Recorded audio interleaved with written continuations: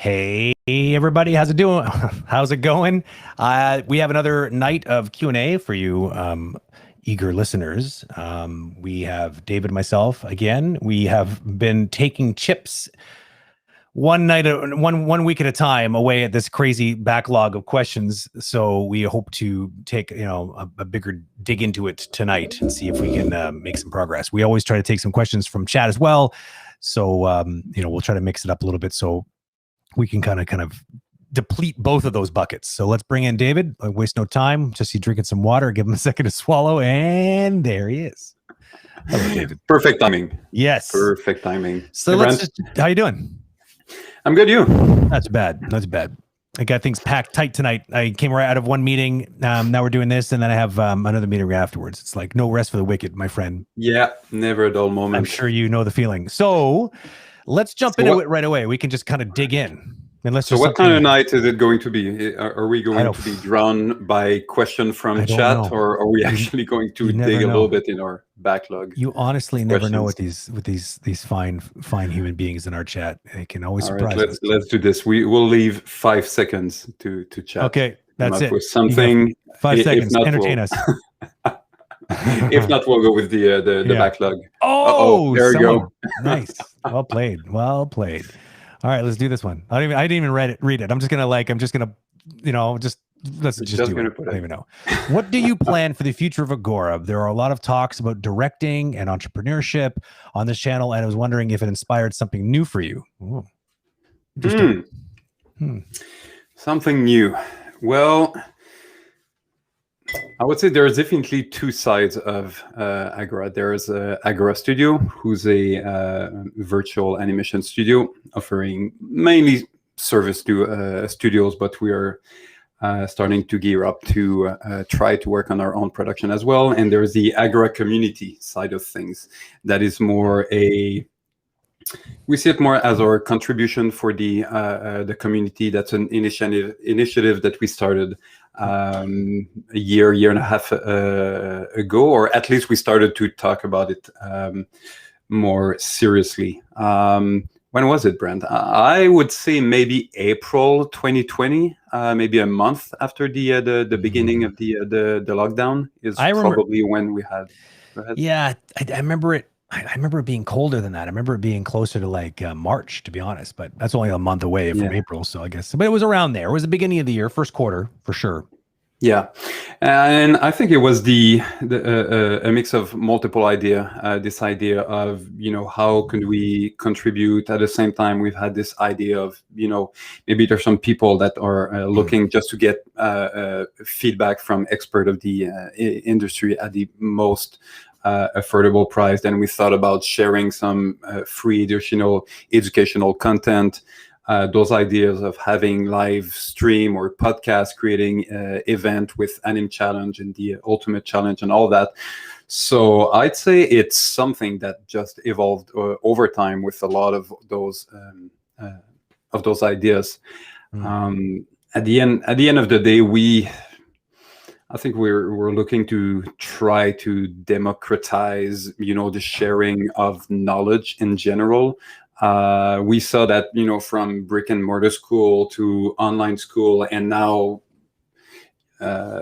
knowledge is all over the place. It's accessible. It's just that it's all over the place. It's not easy to find good, accessible, free educational knowledge. So that was kind of the main thing that we tried to do in the first place. And even those Q&A, those discussions that we bring, I don't know if we can say that they are specifically knowledge that we're sharing, but we do feel that there's little pieces and bits of knowledge in there that ideally we can share and then extract and put in the library, and with a proper tax system is going to be there.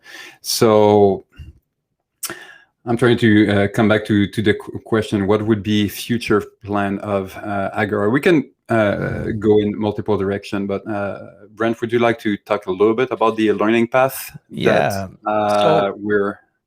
there's just, you guys are only seeing the tip of the iceberg as far as I'm concerned. Like we had pretty big plans. It was one of the biggest chores was at the beginning when we started talking was like me, Jacob Gardner, my David and Pat. And I don't think most of you haven't met Pat yet. I'd love for that to happen one day. But Pat, the magical Wizard of Oz, he was sort of kind of very important part of that process because we had big ideas, but we needed to make sure that these things like had some sort of, they needed to be viable. Like there's there's one thing to have great ideas, there's a whole other thing to be able to do it. And so we painstakingly sort of boiled it down, this big idea, into what would be the first step. But that first step needed to be something that gave at least a little bit of inspiration as to where we could be going, but also making it accessible to actually achieve. Because we were bold. We were bold enough to try to say it's going to be September. We want this to happen in September. This was last year. And so we gave ourselves like a deadline, and we were like, whatever we put out, it needs to be done. It has to be doable by September.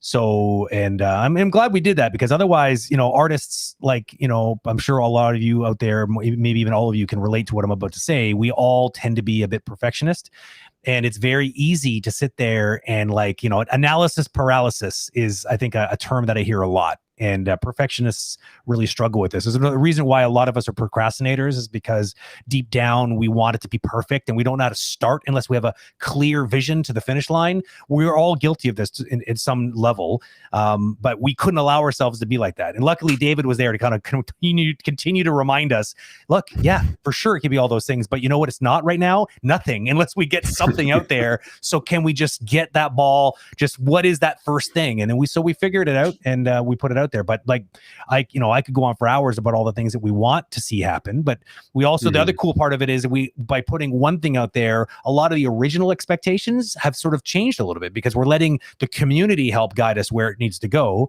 And so the learning path is what David was talking about. This is something we really wanted to do. It's not really implemented, to be completely honest. We put it out there to sort of trial it out a little bit, sort of figure it out as we go. But basically, what they should end up being a lot like is what you see in a lot of places like Udemy, where you can subscribe to a path of learning, and it's curated for you. So there's episodes. The other cool thing we can actually do is we can actually, as you're learning, we could also, because we have obviously a lot of other data on the platform that's related to the subject matter, we could be like, hey, further watching. We could suggest a bunch of things. We clearly see that you're interested in quadrupeds. Well, maybe while you're going through this, or maybe after you're done this, maybe you should take a look at this handful of quadruped videos now that you have a bit of a good foundation on that. So basically, we think that we can really leverage a lot of this collective knowledge, but then thread it very carefully through the needle to have very, very highly accessible first steps for people that might be just starting out. Because we recognize one of the things we got back right away from the community was, man, you have a lot of really good stuff here, for sure. There's no denying that, but man, I don't even know where to start.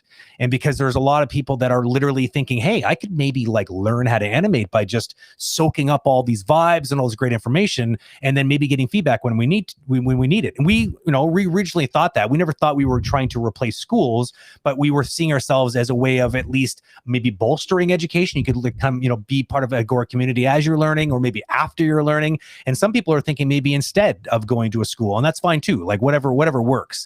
And so we recognize that we needed to step up a little bit more. So we have we have three actually in the works, and you've heard me talk about it before. Amaru, who's doing his lives on Saturdays, although the first one was a bit of it didn't go as well as planned, and he had a power outage this Saturday. So apparently the odds are not in this man's favor right now, but it's fine.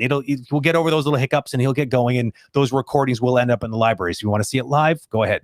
And then we have Skylar, who's doing the intro to animation and Unreal, and then we have Marcos, who is a intro to quadrupeds. We're going to get a lot more. That's the plan over the time being, but we're using those three as sort of a test pilot, and we're also putting a bunch of new features in to make that a little bit more of a pleasant experience for you. So that's one of many things that we see growing as this thing grows. Yeah, we want to. There's definitely good footage, good video, good training that is already accessible out there, and with permission, we're going to bring it to Agora.Community.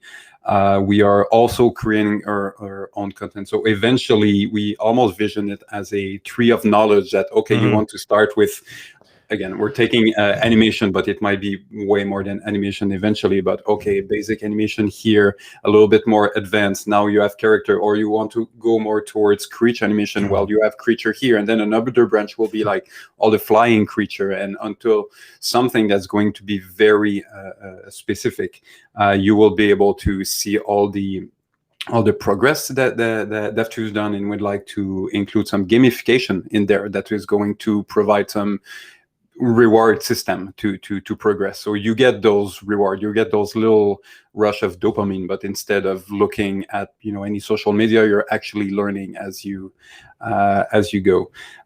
So the goal for now is providing all this material for free, and if at some point, and having some assignment that are going to be there that's linked with the assets that we also have for free on the platform, so you can learn for free, you can have assignment, you can work on those assignments with the rigs and the assets that we're providing. Eventually you might need some feedback of your work, and then we're going to have very affordable one-on-one private mentoring session with whoever you choose to review your work.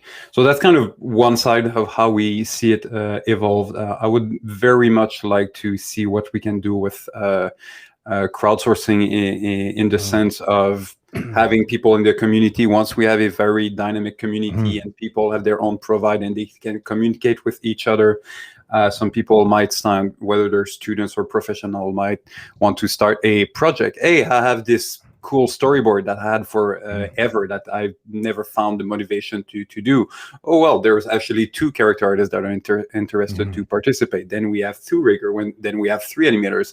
And by providing this platform that's going to allow all those connection, it might be interesting to see how creative this is going to become. And we're already doing some challenges. We're already with frame by frame providing some different content. So it's really how can we steer the pot and just have a very dynamic community that is going to learn and entertain each other and collaborate with each other. A lot of it comes from like looking back and what would have been nice when we were learning. A lot of that kind of like thoughts, like what do people need to feel supported in their sort of in their story arc with regards to learning this craft and the other crafts that we plan on supporting in the future. So I think basically that comes down to sharing knowledge, having accessibility to knowledge, having some system to get feedback from people that have a lot more experience, so that you can essentially get some sort of constructive criticism as you're moving forward, and also a way of networking with other professionals at different levels. And that networking could lead to things like David's talking about. I mean, why can't the platform even grow into like almost an incubator? You take a look at a lot of these incubator organizations that really just bring people in that have like-minded ideas and they want to build something together and they're supported. Well, take a look around. We're already kind of doing that. We already have a bunch of mentors that might be able to like help out. Like, I think that this is where it's going to probably grow, because that's the next evolution of learning. It's one thing to learn. It's a whole other thing to do. And most people are going to agree that doing is where most of the learning really comes. And I think that's why, for instance, and which is, it's a sad truth, what I'm about to say. I don't find internships be a very popular thing in 3D. A lot of the companies around here don't really, they do it for programmers, but they don't seem to do it for artists very often. And that's sad, because that's where you typically learn the most, is if you can be on an actual job with actual job expectations, with an actual supervisor, and the stresses that come with this. It's like, and I don't mean bad stress, I mean good stress. I mean the kind of like, I need to deliver this, so I better like figure it out. This is what you miss when you're in school often, because like you get a little bit of it because you don't want to flunk out, but it's not quite the same. And I think anybody who's left school and gotten their first job, they totally know what I'm talking about. It's a different world, and that's where the real learning happens. And so if we can even simulate some of that and try to get some actual practical work experience working with others, and so you could actually ship a viable product in some way, that would be pretty cool. That would be something that you might not have been able to do all by yourself, because these projects are not easy to do by yourself. A big, like a short film or like a little game, like you can do it, but like, that's not a small effort. Yeah, it's really interesting the point that you mentioned about internship, because if eventually we can start those project, those little short film and all that there's Yep. a lot of people that are participating, then Yeah. it's a perfect way for Exactly. students to participate and learn from veterans that would be Exactly. there to provide feedback. Again, if we Exactly. have a dynamic system that allows that, people will come. I think a lot of the motivation is, as you mentioned, we've both been supervisors before, and we've both been teaching and even working on developing program in different school. And it's almost like we got to the point, and I say we did that. I mean, I started to teach maybe 10 years ago. So it feels that a decade after we're at a point that, okay, we're not bored with teaching, but we feel that what's the next step? What is the it next can be better thing than of, this. Yeah. it can be way better. It can be more engaging. It can be Yep. more fun. It can be more dynamic. Totally. That's why gamification is something that Huge. it might take some time. It might take Yep. 2, 3, 4 years, but it's going to It's come coming. for, It's for, definitely for, coming. for sure. It was big in our early And conversations. yeah, and I think it's just really, again, at the beginning of the pandemic where everyone Yeah. is home and we're like, okay, what do we do now? It was just the push to move forward. Yep. And now we're just stuck at continuing because that's it. we have no choice. Yeah, This train already went, so Exactly. we're like, okay. It left the station. Now we're just trying to like put the wheels still on the train while it's moving forward down the track, maybe laying a little track ahead of it too. Yeah, it's true. There's a lot of that. And you have to keep in mind that most of the people that work, like who are part of the Agora team, this is not our full-time job.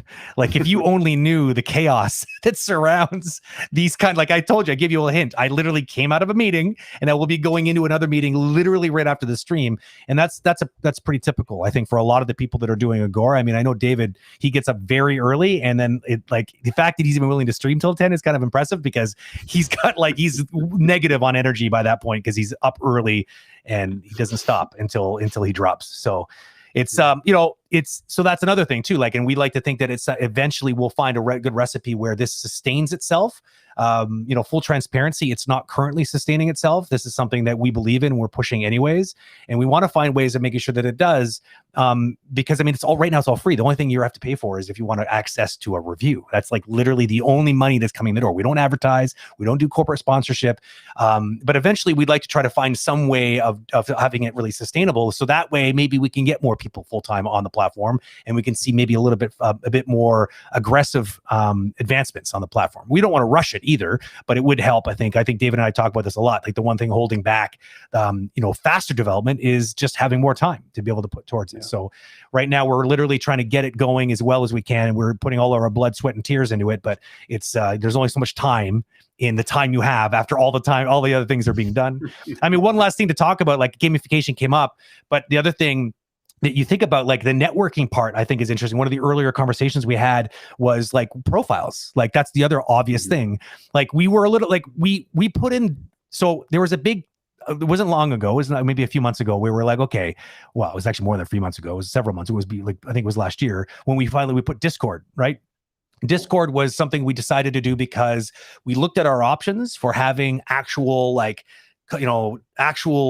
chatting. Like you can make comments on videos that are posted, but the thing that's missing is that it doesn't work with mentions. So you can't like mention someone else and be like, and then they'll get pinged because they get a notification, just like Facebook, and it's like, oh, that's a cool article, I should read that. These things are kind of missing, and we want to do those things, but we decided that we would wait until we actually had a proper profile for people. And when we talk about profiles, what we mean is it's like not like old school MySpace, but something that's probably somewhere between what Facebook offers and what LinkedIn offers, something that's dynamic, something that feels like your home, a digital home for art, but also a kind of a conversational hub as well. So that, interestingly, we kind of mused at this idea that the community itself and people that are involved in the community and helping other people out in the community and just being a good community person.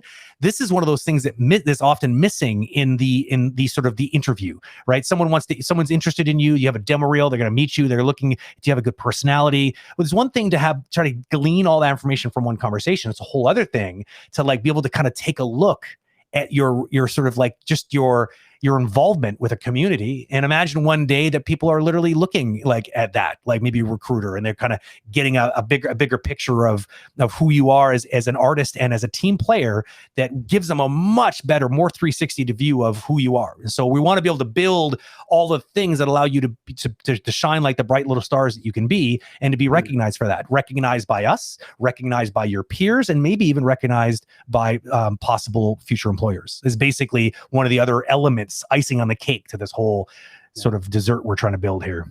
Yeah, there's a lot of so many things, things. We could literally go on all night about this, but eventually we might just share all the crazy idea that we had, and there's some of them that are just way out there. But you have Joe Animate. You mentioned that. Hell yeah, get me those sweet Agora points. That's definitely something we thought about. Definitely on the books. Yeah. But imagine if in the gamification system you have your avatar, or whatever represents you, your scorecard or your whatever that would be, that is directly influenced by how much you give back, how much constructive feedback you have provided to others, how much you have contributed to the comments that there's under the videos, a system that will recognize the people that are highly engaged in helping others. And in this idea of giving forward, something that we're doing now, but we want to eventually encourage people to do the same, having a system that's going to provide social currency by doing so. So if we're able to find it, and even if we start with something that is very as niche as animation, it's something that could grow into other expertise and just snowball into something. Totally. That is so So that's roughly where we're trying to go in the future for Agora.Community. Yeah. That's just a little snippet, a little hint at the kind of things that are rattling around in our brains on a regular basis. Okay, next question. What do we got? Do you want to do one from the backlog or another one from chat? I'm tempted to go again with chat. I'm just trying to see what we have there. No problem.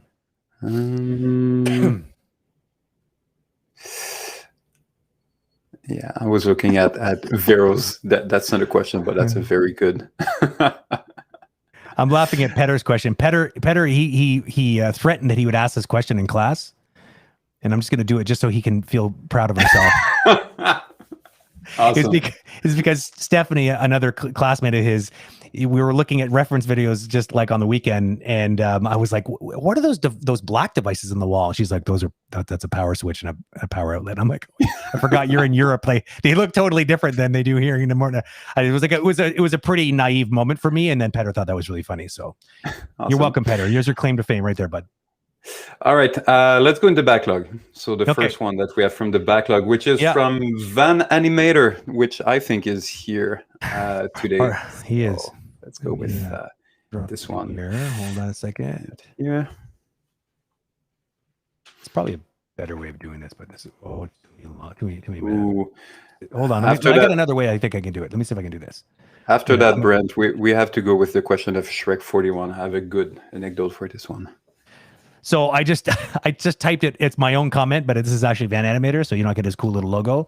But is it a red flag if a studio's organization takes a long time to respond to your emails, even if they have said they'll draw up the contract and get it off to you by a specific day, and then they don't? That sounds like an experience.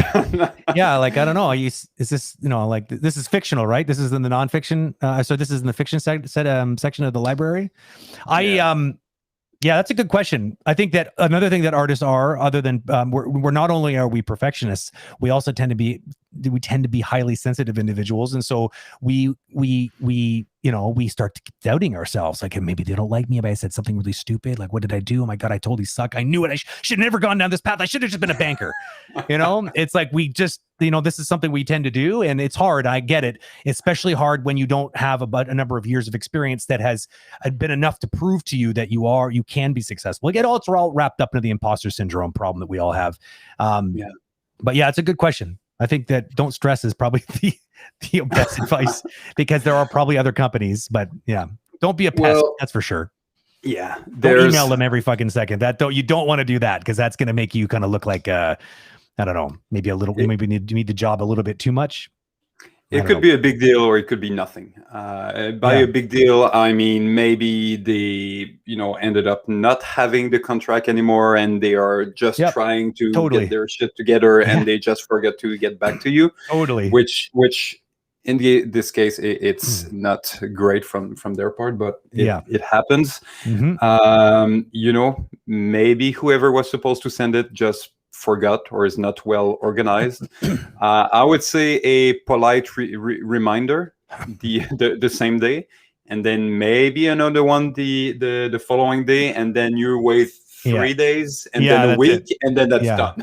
That's it. That's it. Let it go. It's gone. Yeah. I've seen people in situations like this where it's like it literally goes days and days and days, and they're fretting, and then they get the call and they got the job. You do not underestimate the level of complete chaos that a production could be sometimes, and getting back to you is as far as the totem pole of fires that they need to put out is low on that totem pole. Like, it's not a big enough problem for them, and so they're not going to get back to you before they like literally douse a gigantic fire on the floor with whatever they need to put out the fire with. So you gotta, you never really know, like David said, but also it could be something. It could be that they are maybe, because you have to also consider that some of the people that are doing these kind of jobs, these recruiter type people, they're not all good at their job. I'm not going to lie to you. I mean, David and I have had good laughs over the years of some examples of this. Where it's just like, why would someone that's like, how, like, that doesn't seem to, like, some of the wording and some of the passive aggressive attitudes we've seen. People are human. They're not perfect, right? So maybe, just maybe, they don't know how to tell you that you don't have the job, because maybe that part is really hard for them and they just don't know how to do it, and they just hope you're going to go away.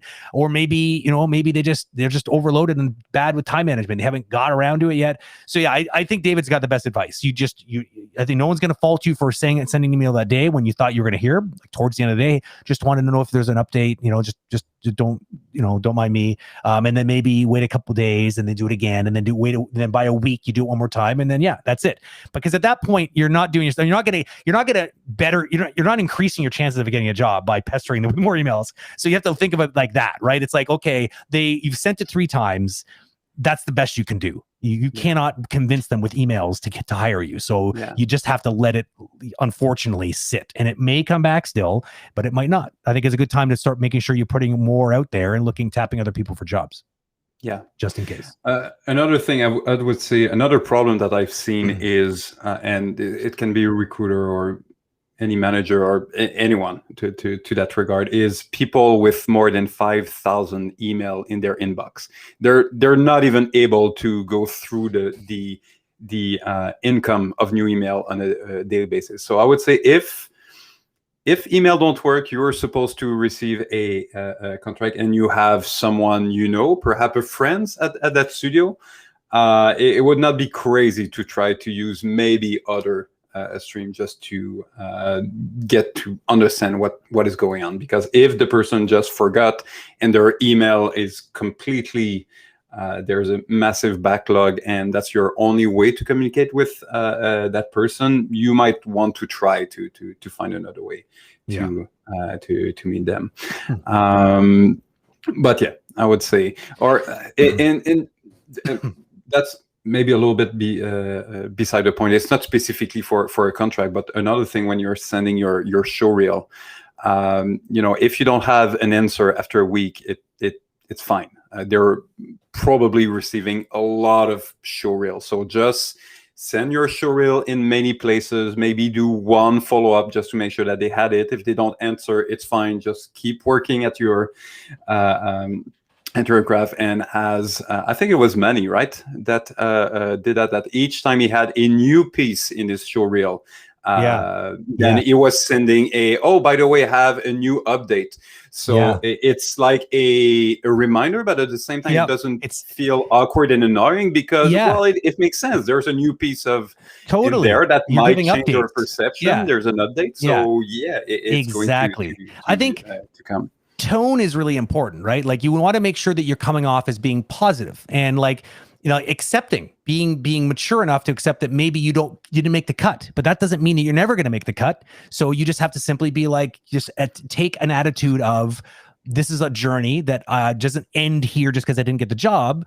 I'm going to show you what I'm capable of. Because another thing, don't be the opposite of that. The type of person who just puts out a demo reel and they only have the one and they put it out there, just keep putting the same one out there for years, and they wonder why they don't get a job. It's like, be the person who's proactive and continuing to evolve and then updating all those same contacts so that they can see it. Maybe there's going to be a point where you cross that minimum expectation and then you get the job.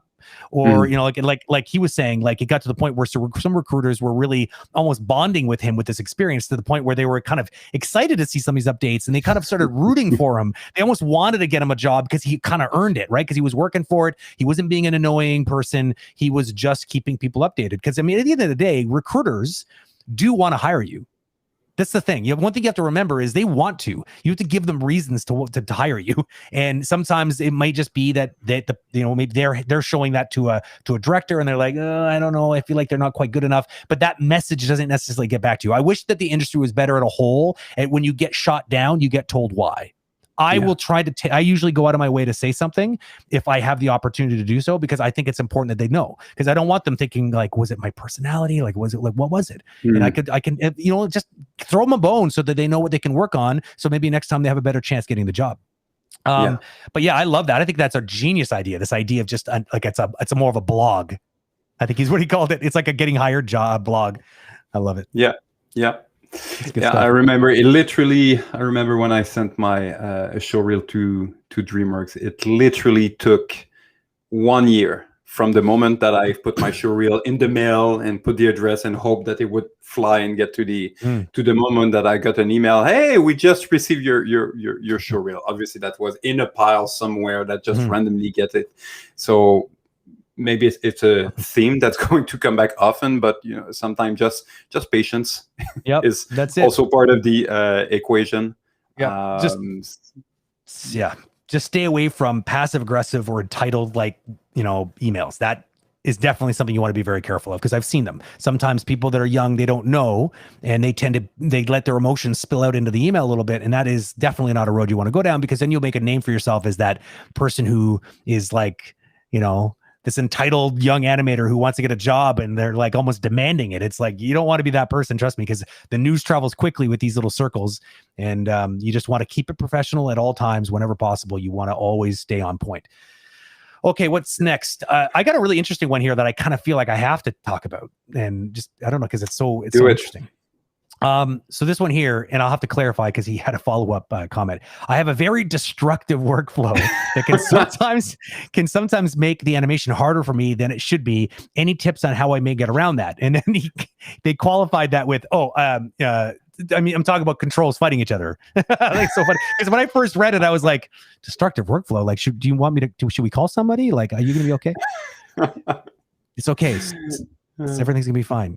So that's a good one. And honestly, I don't know how many years of experience you have. This kind of comes with experience, in my opinion, and it comes down to workflow in general.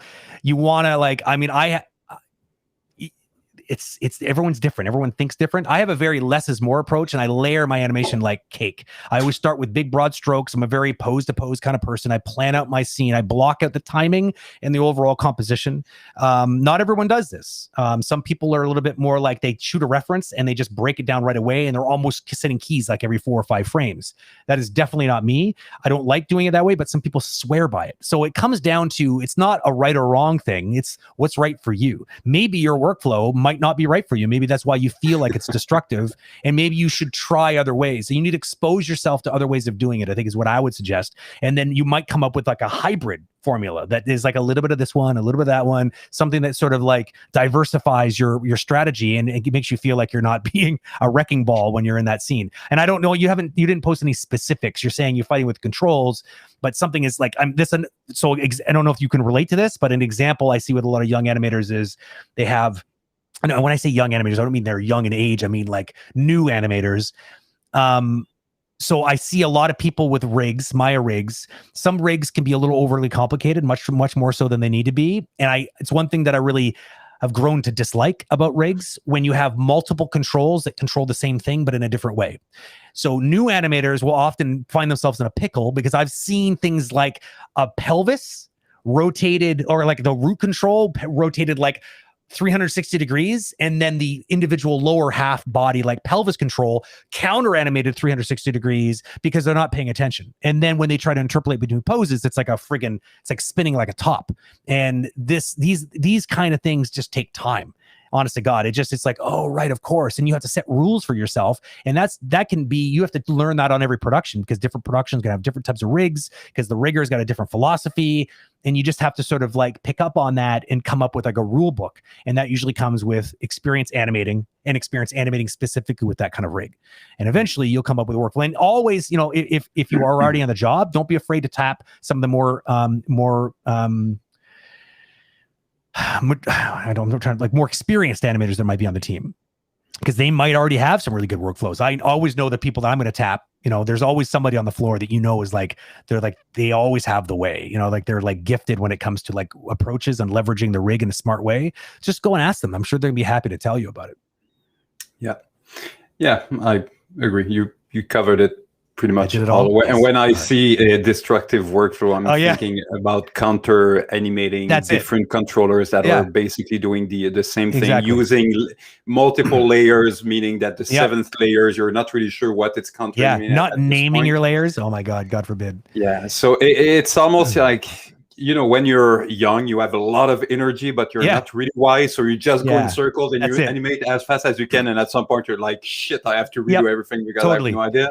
And when you get older, you have less energy, but you get a little wiser. So you move slower, but each time you take move a controller, you know exactly why you move it. And it's almost it's like chess. You think a few moves ahead. You already know what you'll be doing half an hour after what you're 100%. Doing right now. So that's I would say a really good analogy.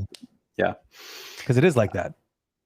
Totally. Oh, it is totally because when you have experience, it's you know pretty much where you are going. You know all of the steps. You know roughly how long each step are going to take, so you can attract time. And you know how not to screw your future right now. Exactly. But you need to get screwed enough times to like learn how to not get screwed, because those things often are hard lessons that you normally have to learn on your own. I know I get asked this in class all the time, like, hey, how would you handle this? And I'm like, geez, like, I mean, I don't even know where to start, because it depends on so many variables. Like, you'd have to give me a specific case with a specific rig with a specific like thing that you need to do for me to even like, and then you could I could try to explain why I could pick up an approach, and I would tell you why I would take that approach. But even then you'll be like, okay, but like that's not necessarily going to make you suddenly understand how to solve all the other problems. Experience, my friends. You just have to put yourself out there and try. And also watching, like if you can watch demos of people animating, that's amazing, because you can watch them kind of navigate through these tricky scenarios, and it allows you to sort of like kind of, oh wow, I never thought of doing that way. That's awesome. Also taking a look at some tools like Animbot and a bunch of other tools out there help simplify some of these more complicated sort of scenarios.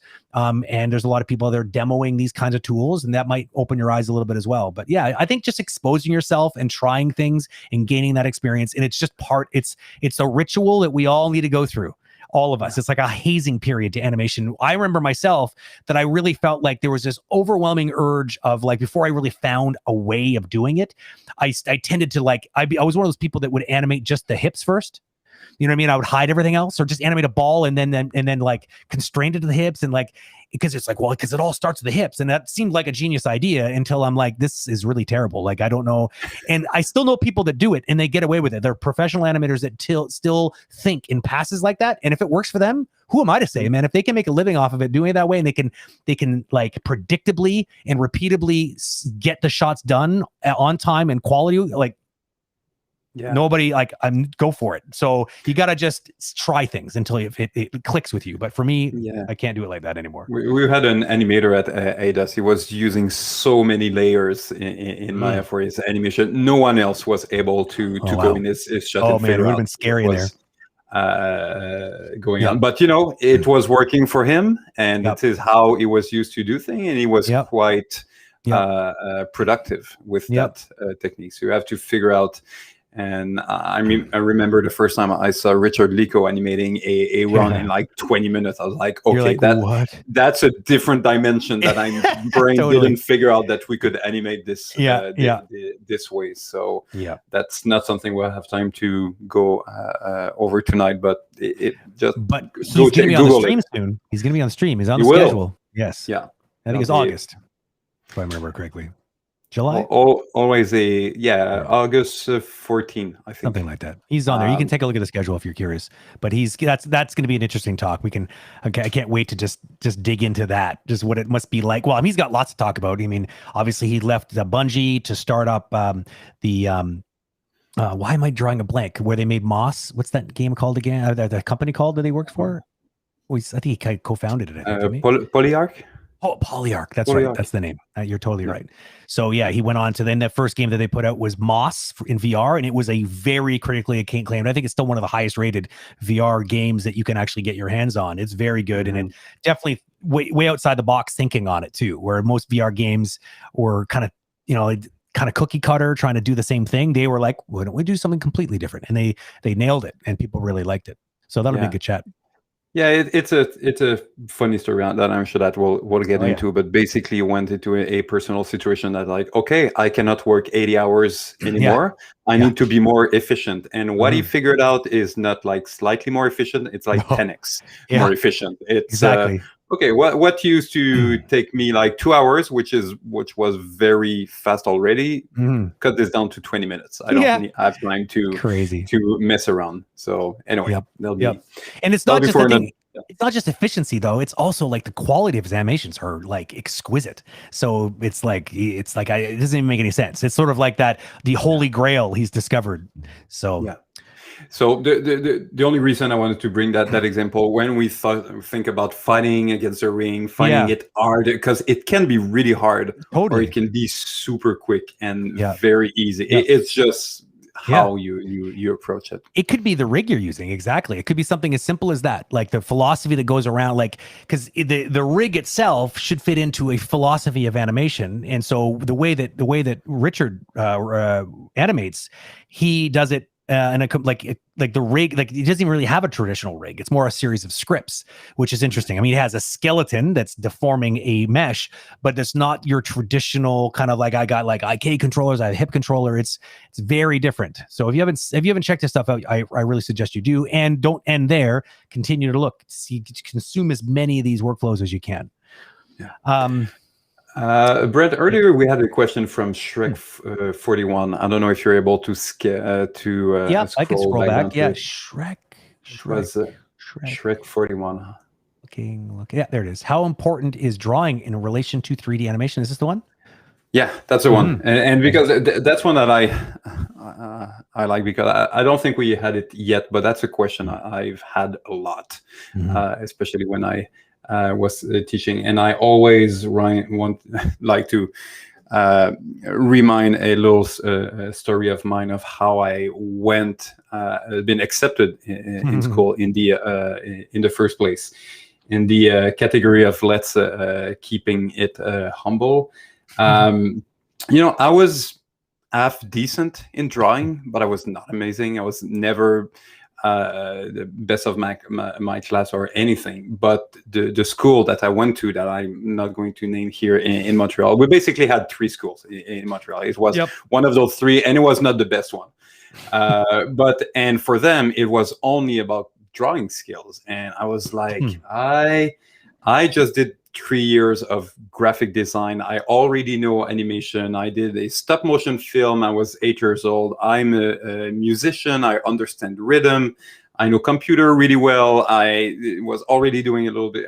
I was basically like, I have everything that I need to have a shot of maybe being good at this thing, and you're going to only judge drawing?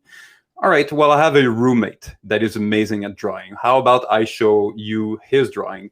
Then you're going to accept me, and then I'll show you that drawing is not essential.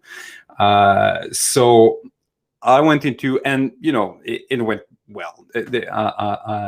I did pretty well. Is drawing important for 3D animation? I would say it's definitely an asset. It's especially for posing. If you know how to draw, facial expression, drawing, posing, and all that is something that's going to come natural to you. Totally. Rhythm might not be, how to use a computer might not be, how to be efficient, how to be a good person and help people around you, how to absorb the knowledge of people. There's 100 other things that you might not have, but a creative sensibility for posing and expression and appeal in general is something that you're going to have. So I would definitely, and that's something that I worked a little bit over time, but I never considered myself a good at drawing.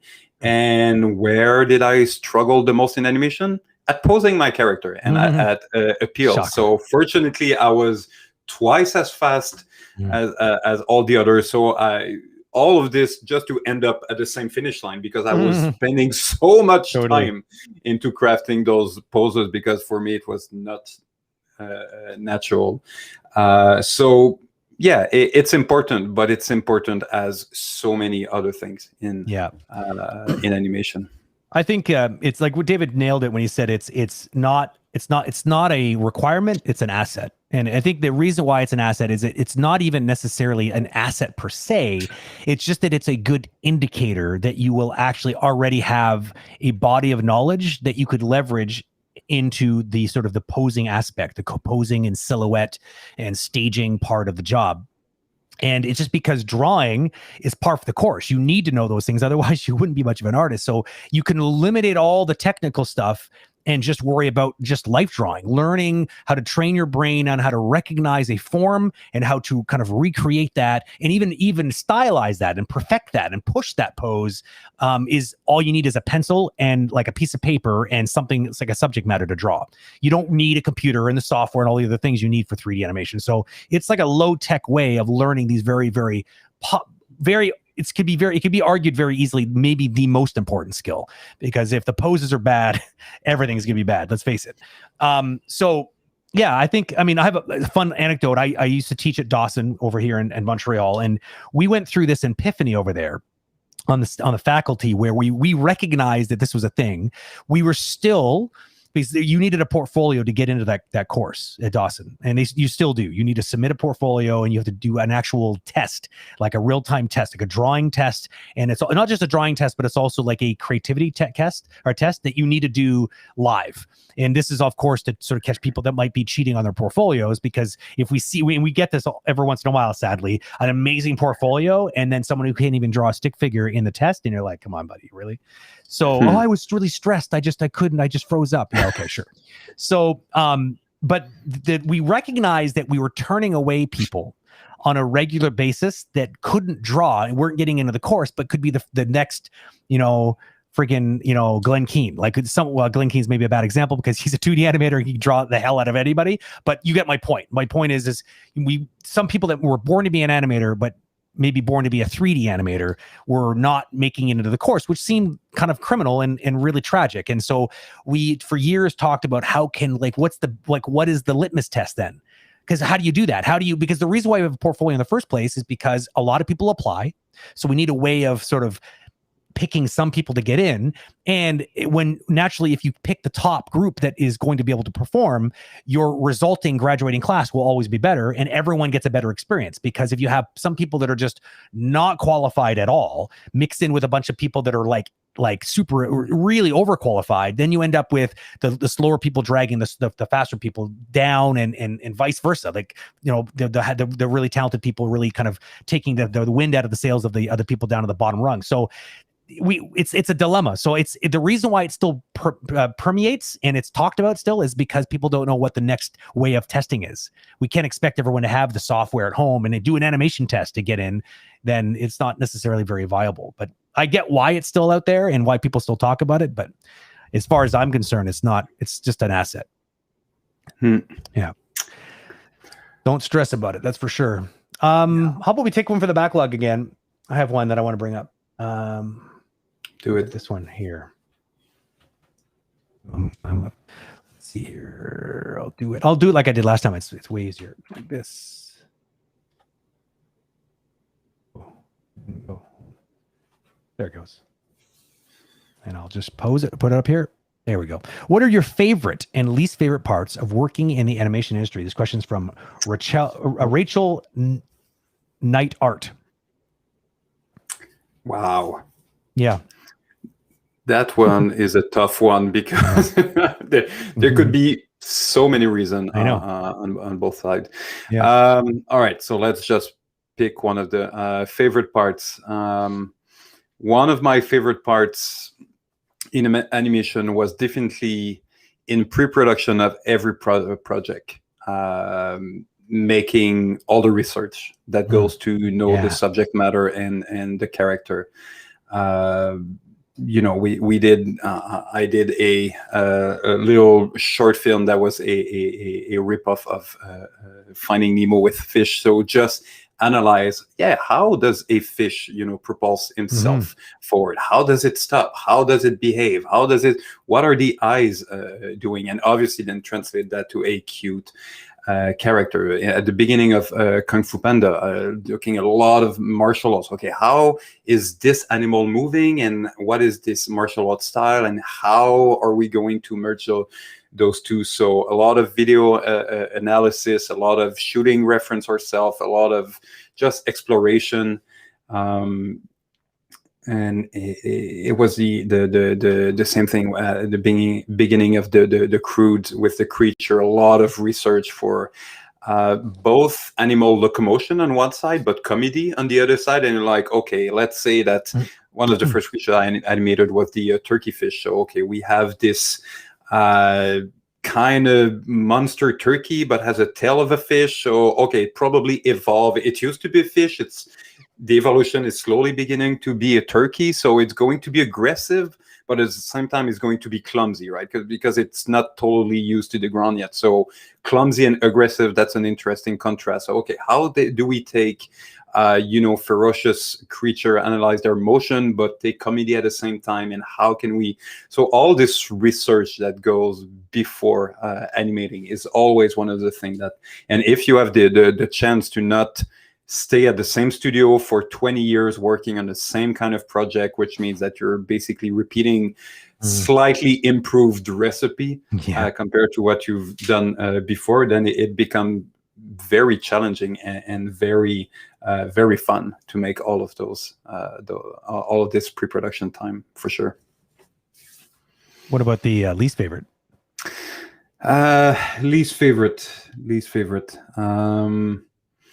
I would say overtime is one that is coming to mind, although I don't feel I've suffered from it as much as people that I saw at studio. I always had the habit that, first of all, I never, well, not never, but let's say past the first 3 years of my career, never gonna work on the weekend. And if I have to stay in the evening, I'm going to come back home, have dinner, and then go back, at least have it 3 hours just clean slate, spend time with the family, and then after that I'm going to go back. But I've seen some people that were so burnt out by working like 60-70 hours on long period of time, to the point that you just want to tell them, okay, dude, take a step back. What are you doing? Why are you spending all of this time to kill yourself on just one other project? It's not even for the overtime salary at that point. It's not even to please your supervisor anymore. It's, you don't even know anymore why you're doing it. You're just in this treadmill. So I would say it's not something I feel I experience myself that much, or a little bit, but I had a lot of endurance and resilience, so I don't feel that it was too bad. But I've witnessed to a lot of people in our industry how toxic for them it can be when they just kill themselves at work, because it's a mix of you have the pressure of the of the production. At the same time, it's creative, so it's never really finished. You just continue to work on it. You always compare yourself with other amazing artists. You have a little bit of the imposter syndrome on the side, so you kind of feel obligated. And if on top of that you have the freelance and the studio is fun to say, you just lose perspective. And it can be a very, on one side it's very fun, but on the other side you lose perspective of when it's too much. Yeah, I think you touched on this too. Like the idea is, like, why are you doing that? Like one thing that is for sure, when people are doing that all the time, what's happening is they're there, but they're not more productive. The law of diminishing returns starts to kick in, and then they start to become counterproductive, and they start to make sloppy mistakes, and they're just there. And I mean, in some cultures, some studios have broken cultures, and there's almost an expectation that they see people at their desks working all the time, because I find that the people who run the studio are just, I don't know, like not the type of people I like to hang out with. That's for sure. It's like they don't understand production well enough, and they're just the type of people that feel good about themselves and the company, thinking that there's success coming from people doing hard work, and hard work. I mean, like as a famous tech animator once said, or continues to say on a regular basis, work smart, not hard.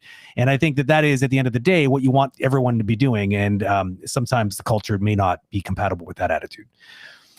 I'll try to give my favorite and my least favorite. I think my favorite, I would agree, that was definitely on the top of my mind. It's the nerding out part. I mean, I love nothing more. And I talk a lot about this in my intro to animation class that I animate. When we do a flying saucer exercise, and we talk about like what happens when you have to animate something that you can't get reference for. And we get to do this big deep dive on like, well, you get to actually have fun researching things and finding a suitable replacement, a proxy to that thing. It's what creature animators always have to do, right? And I think that part of like, if you're like me, I love learning about things. So like, I mean, it's an opportunity to learn things you normally wouldn't learn, and it makes you unstoppable at Trivial Pursuit nights with your friends, if that ever happens again. But I think, go ahead. I was just going to say, I already picked this one, Brent. You need to pick another one. I know, I'll pick another one. So I think another one I was on the top of my mind was, I think it's the people. I mean, we're a strange group, right? I think animators, there are different types of animators, and it doesn't mean that all animators get along, but we are definitely in a niche sort of section of society that chances are you're going to get along pretty well with most of them, because we are pretty like-minded for the most part. And I don't know, some of my best friends are from this industry, and I mean, I don't think that's just because I work with them. I think it's because I think that they're awesome people, and they're creative, and they're funny, and I just love that collaborative nature. I mean, nothing gets me more excited than being in a room full of a bunch of people that are good at brainstorming with one another. Because I mean, the people they leave their egos at the door. They don't believe that they totally go in with the attitude of like, there's no such thing as a bad idea. We're just going to go in there and you're safe with one another. And hopefully you've witnessed this yourself before. I have a number of times over the years, and those are the relationships that you will always remember. And they're the type of people that are going to call you one day, and they're going to go, I got a new job, and we need people just like you. And you're going to be like, I'm moving. I don't care where you are. I'm coming to you and I've been tempted many times in the past because of this, because those are the kind of bonds that are going to form with compatibly creative minds that are very good at collaborating. This is electric. I wish I could just put that in a bottle and sell it. I'd be a millionaire. That would be, I think, one of the things for sure on the top of the list. It's just great people. I have to agree with you on this one. The number of friends that I had that were jealous of how many friends I made at my workplace, wherever I was in the industry. I mean, you're surrounded with people that are roughly around your age, or especially when we started, like no one was older than 25. Like 25, they're already old. Totally. But they're all creative. They're all, tech savvy. They're so it's I agree. A lot of my good buddies were pretty jealous of just the relationship that we could form in this industry in general. And you're going to be working with really smart people too, like people that are just fun to be around, like, like creative, like engineer, like thinkers. Because I think people that work in this industry, video games, film, you got to be a little bit like that. All of us, we're all a little bit like an engineer, some more mathematical than others, and some a bit more creative than others. But in the end, there is a common thread. That's why I love the video game industry, even though there are some, you could be hard pressed to find people that are more different than an animator and a programmer, but yet like there are actually lots of similarities, which are really entertaining. And there's these amazing bonds that form across those sort of those department lines that are always going to be entertaining and always very interesting to watch. So the least exciting or the least favorite, I think, would be the politics. I'm not even going to think twice about this one. This is the thing I don't like the most. And this comes, unfortunately, when money's involved and there is like, it's an operation, you're going to have some people that just don't know how to wield power. You're going to have people that just have the wrong idea as to like how the culture of the company should be sort of cultivated and nurtured. And there's going to be moments where you're just going to be like, you know what, like, wow. But you know what? The good news is that they're not all the places are like that. And what I might find really toxic, another person might find super fine. And it's up to them, right? I think the key is to find a place where you do fit in culturally, and you don't like, and you're never going to fit in 100%. There's always going to be somebody who you think is an a-hole. It's an unavoidable thing. But I think there's a difference between feeling like you're outnumbered, versus just, feeling like there's a couple people to maybe avoid. That's par for the course. You're not always going to find a place unless you're working a very small team. Sometimes very small teams, like they should just get married and like move to an island and populate an island because they just all get along so well. And that happens every once in a while. I think that's why people are really addicted to small teams, is because they want that family feeling that happens when they're very careful with who they hire. And because that can feel cool. If you're going in, you're excited every day to go to work because you know who you're going to be working with that day. It's got to be a pretty good feeling. But you could still get that these bigger companies, because hopefully your team is going to be at least a number of people on your team that you feel like that with, and it's going to feel really great. But politics do get in the way sometimes, unfortunately, more than they should, and they kind of drive me crazy. Yeah, it's funny. Someday we were talking about that politics in the workplace, and there's someone that was candid enough to say, guys, when you say politics, what do you mean? And basically, for me, politics is when people are not telling you or others in a room exactly what they think, or exactly. They are saying what they think should be heard to get to this, to whatever their goal is, which might not be the benefit. It's usually for them. It's manipulation. Yes, exactly. And so it's go ahead. It's just playing the game of, okay, that person is in this meeting, so if I say this thing is going to make me look smart, and I'm going to in some point, and maybe eventually and it's all this thing that is going on, instead of just telling what you think in the moment about whatever you've been exactly. You've been I get the feeling like it's almost like some people take Game of Thrones a bit too seriously. It's like they watched it and they're like, I'm going to try some of that shit at work. And a friend of mine recently made a really funny comment when some stupid politics were going on the job, and they started coining it "stupid Game of Thrones" because it's like clumsy application of these political sort of maneuvers that just are very transparent and everyone knows, but they're doing it anyways and driving everyone bananas.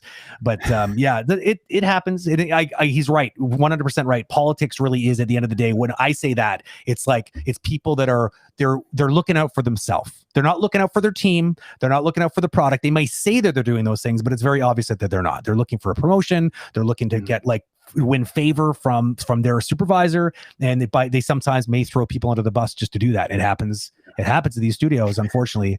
And I mean, there, like anything, it's not binary. There's different level of how much you play politics, but someone that's really good, it can be very toxic. And the reason is that they're going to spend most of their time trying to find what did you do wrong 3 weeks ago that they can bring back. What example from that previous review? They're going to spend so much time to find the right arguments at the right angle at the right time to prove their point, and you do not have those hours because you're like, no, we're focused on the what matters is this thing that we're all creating together. Forward. At the end of the day, it's the team and this thing that we're creating. Those are the two important things. Totally. And I don't have 3 hours a day to dig into a vast amount of random information just to find the thing that's going to make you look back. Exactly. So this is why when you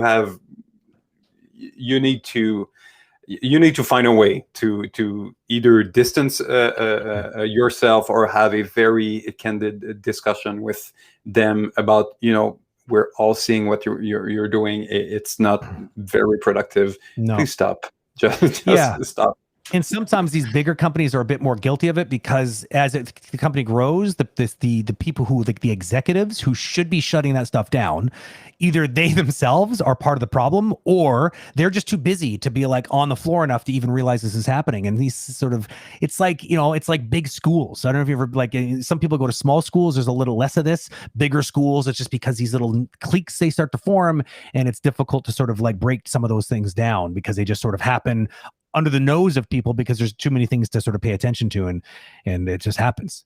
We're like, I think someone said it on a stream recently, we are tribal people, right? No matter what you do. Like, we're talking about this with companies. Who were we talking about when that came up? The idea that a company, like, you can only grow to a certain size before eventually there's a desire to split and do it again. And I think it was with Jalil that basically you get with 150 or 200, and then naturally you're going to split into two different groups. About the sweet spot of 150. Like, once you get close to 200, it starts to that strain starts to feel like you start to feel it. Like, it's like you can't keep that many people on the same wavelength for a extended period of time. It's not sustainable. So what's going to happen is you just can't hold them together. You either have to like kind of split somehow and have different departments, or let some of these people go because they don't fit in anymore. Like, it's difficult. It's really hard to transition. And it's interesting that his company is at that tipping point and like straddling that weird zone right now with the numbers that they have, I think. Well, because Jalil has been in big companies before. He's been at Weta, he's been at DreamWorks, he knows what politics is, and he knows that when it's extremely difficult, how can you have a 1,000 people studio without tribes and politics? Exactly. I don't know if it's even possible. So it's a good question. Do you want to pass this threshold and mitigate to the best of your ability, and or just say no, we're going to remain one little village, and that's enough. Exactly. Yep. Okay, well, it's 10 after. We got to go. I know I need to go. I have to go to another meeting. I'm actually late for it right now. So it's been a pleasure. We kind of got through a couple of the questions, at least in the backlog, and we took another bunch. So that's something. I know people have been asking lately about specialists, special themed ones. We still plan on doing it. It's going to happen eventually. Just stay tuned. Yeah. Do you have anything else you want to say before we... No, that was exactly. I mean, as we're going definitely ahead of time, we're getting more and more questions in the backlog. So we're just going to create themes, and we'll be like, okay, tonight even in the schedule with the Q&A number 7, the theme will be like this. Yeah, we'll already have 3 or 4 questions in the backlog. Exactly. And anyone in chat that is interested to have more questions related to this theme will be welcome to. So I don't know if it's going to be next week or in the following week, but that's definitely something we're going to.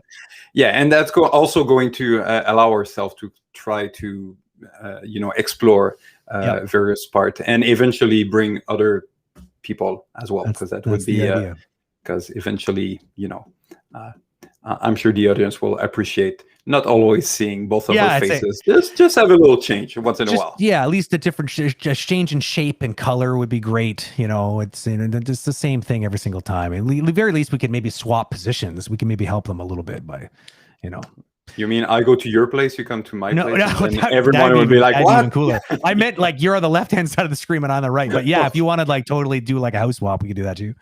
I just one last thing to say is Wednesday, which is tomorrow, believe it or not, is our conversation with Marc-Olivier Plouffe, who's one of the co-founders of KS Maison, which is an outfit that essentially outsources digital assets, mostly character stuff, right? I think is that mostly character stuff? It's mostly models. High quality character for AAA video games. Yeah, like really high quality stuff.